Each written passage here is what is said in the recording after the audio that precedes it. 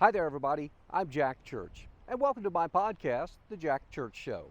You may be watching us via our YouTube channel, or you've downloaded it from one of your favorite podcast providers. Either way, we're certainly glad you're here. Now, if you are watching via our YouTube channel, you can no doubt see I'm in an absolutely beautiful location. I'm along the shores of the Gulf of Mexico near Fort Walton Beach, Florida today. It's got sugar sand, white colored sand here, just some of the most beautiful beaches you'll find anywhere in the world.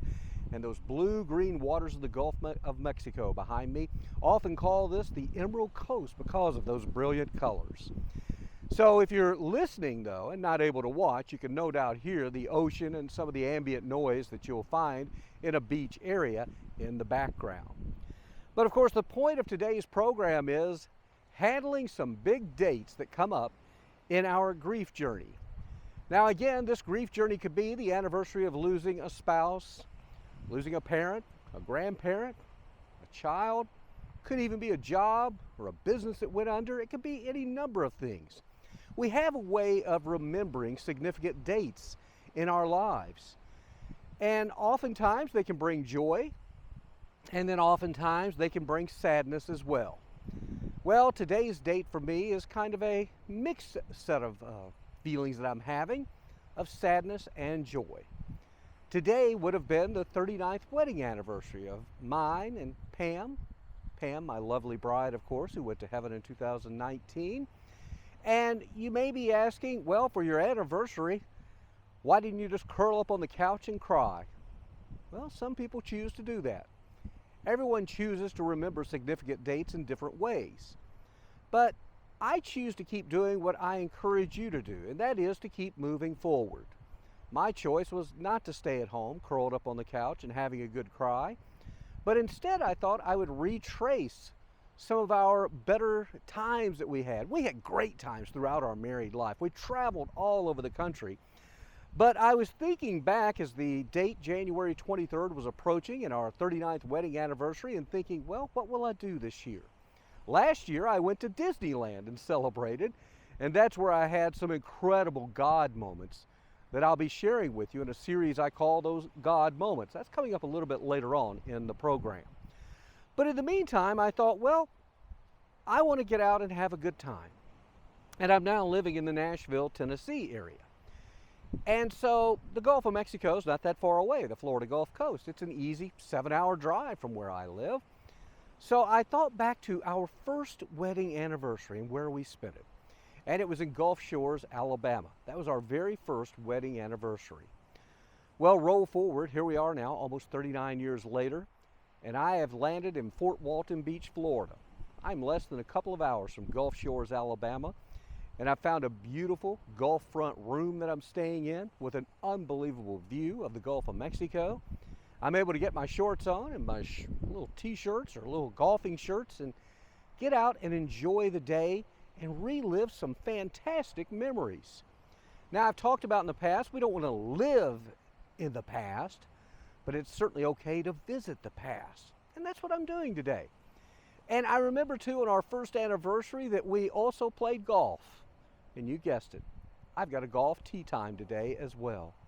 So I'm enjoying both the beach and golf on our anniversary, and tonight I'll have a nice dinner. Now that brings me back to last night is when I arrived, and I had one of those mini golf moments. When I say mini in size, not a huge God moment. Did I say golf moment? I mean God moment. And I've told you I have a lot of these, but as I went to the restaurant, the hostess was preparing to sit me down. And she said, will anyone be joining you?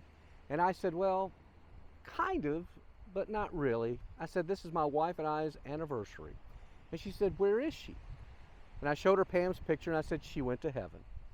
She goes, oh my. She says, I certainly know how you feel. She says, my husband went to heaven a few years ago as well. Well, instant connection right there. We talked for a few moments. We had a couple of tears as well. And then we gave each other incredibly big hugs, and it felt good. And that was my little God moment. And it got the pre-anniversary dinner off to a good start. And I had a wonderful dinner. The point being, That was another case of where I could have just gone back to the room and ordered takeout, but I thought, no, I'm not going to do that. Pam loved going out to restaurants, so that's what I did. And I had a nice time. And then afterwards I took a walk, and I reminisced a little bit.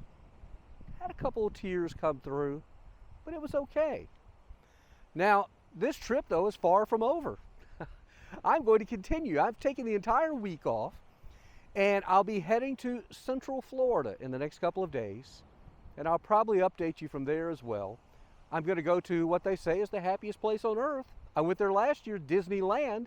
This year I'm going to Disney World. And I've got another oceanfront room all reserved at Cocoa Beach, Florida.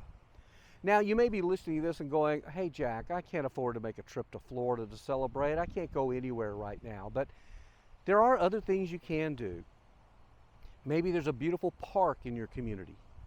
Maybe there's a lake nearby. Maybe you're in a cold weather area, but maybe there's a sledding area or a ski area or just a place to get out and enjoy nature. There has to be places nearby that maybe you and your loved one enjoyed.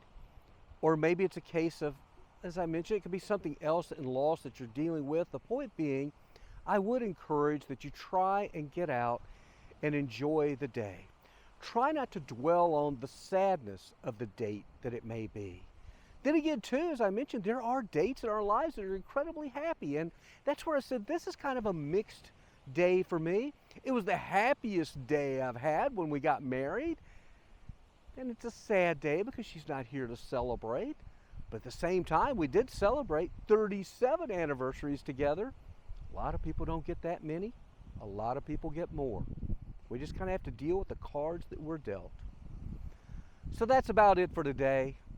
I hope you can find your way towards some happiness, continuing to move forward. It is work. It's hard work. It's easier to do nothing. But I will tell you, it's more fulfilling to do something, to celebrate the lives that we've had. Even if we're left here without our loved one, we still want to celebrate life. And I know oftentimes people will tell you, oh, they want you to be happy, and you're like, but you know what? They really do. I would hate if I was the one that was gone today on our anniversary, if Pam was curled up in a corner somewhere crying. I would hope that maybe she went out and played golf, or maybe she went to the beach and did something that she really enjoyed. That's my hope for you as well. As always, thanks for joining us. We always encourage you to share this with others that you think might benefit. Subscribe to either our YouTube channel or my podcast, The Jack Church Show. Until we see you next time, as I always say, have a great day, and better yet, make it a better tomorrow. Bye now.